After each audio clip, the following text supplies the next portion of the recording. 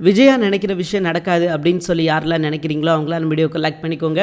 ஆமாங்க, விஜயா எப்பயும் போல மறுபடியும் கிரிமினலா சிந்திக்க ஆரம்பிச்சிட்டாங்க அப்படின்னு சொல்லலாம். இன்னைக்கு எபிசோட்ல பாத்தீங்கன்னா கோர்ட்டு சீன் தான் போகுது. நமக்கே நல்லா தெரியும் அங்க ரோகிணிக்கு சாதகமா தான் எல்லாமே அமைய போகுது அப்படின்றது நமக்கு நல்லாவே தெரியும். சோ நம்ம எல்லாருமே எதிர்பார்த்த மாதிரி தான் ரோகிணிக்கு சாதகமா தான் நடக்குது. ரோகிணி என்ன சொல்றாங்க அப்படின்னா, மனோஜ் இப்ப இந்த நிலைமையில இருக்கானா அதுக்கு நான் தான் காரணம், அவனுக்கு பிசினஸ் வைக்கிற ஐடியாவும் நான் தான் கொடுத்தேன், அதுக்கான பணத்தையும் நான் தான் ஏற்பாடு பண்ணி கொடுத்தேன் அப்படின்ற மாதிரி சொல்ல, உடனே மனோஜ் இருந்துகிட்டு ஐயா பொய் சொல்றாயா, அவளோட பணமே கிடையாது, அது எங்க அப்பாவோட பணம், இவ எங்க அப்பாவுக்கு தெரியாம எடுத்துட்டு இப்ப வந்து இப்படி சொல்றாயா அப்படின்ற மாதிரி இவங்க சொல்ல, இங்க பாருங்க எப்படியோ அவருக்கு பிசினஸ் வைக்கிறதுக்கு நான் தான் ஐடியா கொடுத்தேன், எல்லா ஹெல்ப்பும் நான் தான் பண்ணேன், அது போக எல்லா பிரச்சனையும் நான் தான் சுமந்துக்கிட்டேன், ஆனா அவர் எந்த பிரச்சனையும் எனக்காக சுமக்கல, அது மட்டும் இல்லாம என்கிட்ட நான் சம்பாரிச்ச பணத்தை எல்லாத்தையும் குடும்பமா சேர்ந்து வாங்கிட்டாங்க, முக்கியமா என்னோட மாமியார் தான் வாங்கிட்டாங்க, என் கையில ஒரு பைசா கொடுக்கறதே கிடையாது, எல்லாத்தையும் அவங்களே வாங்கிட்டாங்க அப்படின்னு சொல்லி குற்றச்சாட்டு அடிக்கிட்டே போறாங்க. இதை பார்த்து ஜட்ஜ் அப்செட் ஆயிட்டாரு. என்னடா அது இப்படி சொல்லிக்கிட்டு இருக்க அந்த பொண்ணு அப்படின்னு சொல்ல, உடனே ரோகிணி பக்கம் தான் உண்மை இருக்கும், சோ பொறுத்திருந்து பார்க்கலாம் அப்படின்ற மாதிரி நீதிபதி ஒரு முடிவு எடுக்கிறாரு. காரணம் என்ன அப்படின்னு பாத்தீங்கன்னா, இவங்களோட அழுகை தான். இவங்க அழுததை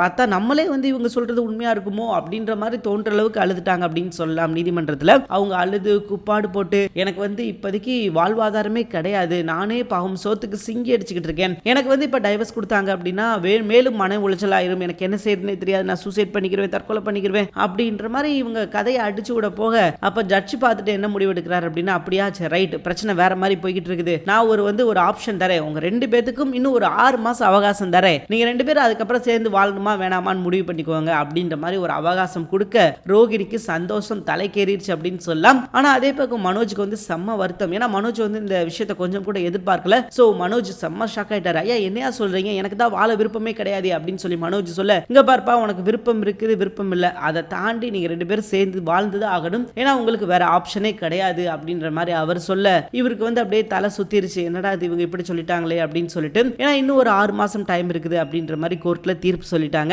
அவங்களோட வக்கீல பார்த்து பேசுறாங்க, என்னமா மறுபடியும் 6 மாசம் அப்படின்னு சொல்றாங்க அப்படின்ற மாதிரி சொல்ல, 6 மாசம் தானே வெயிட் பண்ணுங்க, அப்படியே சடக்கு சடக்குன்றதுல போயிடும், அதுக்கப்புறம் அவருக்கு நீங்க கேட்ட உடனே டைவர்ஸ் கொடுத்துருவேன் அப்படின்னு சொல்லியிருக்காருல அப்படின்ற மாதிரி இவங்க சொல்லிக்கிட்டு இருக்கும்போதே ரோகிணி வர்றாங்க. ரோகிணி மனோஜ் இந்த மாசம் அனுப்ப வேண்டிய பணத்தை கரெக்டா அனுப்பிடு மனோஜ், ஏன்னா எனக்கு செலவு நிறைய இருக்குது அப்படின்ற மாதிரி சொல்லிட்டு பாய் சொல்லிட்டு அவங்க கிளம்புறாங்க. அப்ப விஜயா மனோஜ் கிட்ட ஒரு விஷயம் சொல்றாங்க. என்ன அப்படின்னா, இங்க பாரு, உனக்கு கல்யாணம் நடக்கணும் அப்படின்னா நான் சொல்ற மாதிரி சொல்லு, இன்னும் 1-2 வாரத்துல டைவர்ஸ் கிடைச்சிரும் அப்படின்னு மட்டும் சொல்லு, சோ அப்பதான் கரெக்டா இருக்கும், இல்ல அப்படின்னா கண்டிப்பா அவங்க கல்யாணத்துக்கு ஒத்துக்க மாட்டாங்க, 6 மாசம்னா கண்டிப்பா ஒத்துக்க மாட்டாங்க அப்படின்னு சொல்லி இவங்க சொல்லிட்டாங்க. சோ இப்ப மனோஜும் என்ன சொல்றாரு அப்படின்னா, ஓகேமா நீங்க சொல்ற மாதிரியே செஞ்சிடலாம் அப்படின்ற மாதிரி சொல்லிட்டாரு. ஆனா இவங்க எல்லாரும் வீட்டுக்கு போனா அங்க ஒரு சூப்பரான சம்பவம். ரவி சொல்றது அவங்களும் வீட்டுக்கு வந்துட்டாங்க. இனிமே நான் இங்க தான் இருக்க போறேன், எங்கேயும் போறது கிடையாது, பிரச்சனை வந்தது அவளால நான் பெரிய ஸ்ட்ரெஸ்ஸா இருந்தது உண்மைதான், பட் அது எல்லாத்தையும் அவங்க 2 பேர் மாத்திட்டாங்க அப்படின்ற மாதிரி 2 பேர் அப்படின்னு சொல்லவும் எல்லாருக்கும் ஒரு எக்ஸ்பெக்டேஷன், யார் அந்த 2 பேர் அப்படிங்கும்போது வேற யாரு, நம்ம முத்துமீனா தான், எங்களுக்கு நல்ல ஒரு வழியை காமிச்சு எங்களை இப்படி பண்ணுங்க அப்படி பண்ணுங்க சொன்னது நம்ம முத்துமீனா தான், நாங்க இப்ப சந்தோஷமா இருக்கிறோம், எங்களுக்கு எந்த பிரச்சனையும் கிடையாது, நாங்க இனிமே இங்க தான் இருக்க போறோம் அப்படின்ற மாதிரி சொல்றாங்க. அண்ட் கடைசி பகுதியில் பாத்தீங்கன்னா ரிங், என்கேஜ்மெண்ட்டுக்கான ஒரு ரிங் வச்சிருந்திருப்பா போல இருக்கு மனோஜ், நான் தான் வச்சிருப்பேன் அப்படின்னு சொல்லி அந்த ரிங்கெல்லாம் வாங்கி வச்சிருக்காரு. கடைசியில் அந்த ரிங் பாத்தீங்கன்னா மிஸ் ஆயிருச்சு. சோ இன்னைக்கு எபிசோட் நடந்த விஷயங்கள் அப்படின்னு பாத்தீங்கன்னா இவ்வளவுதாங்க. அண்ட் இனி அடுத்த எபிசோட்ல என்ன நடக்கும் அப்படின்றத அடுத்த வீடியோல பார்க்கலாம். தேங்க்யூ ஃபார் வாட்சிங்.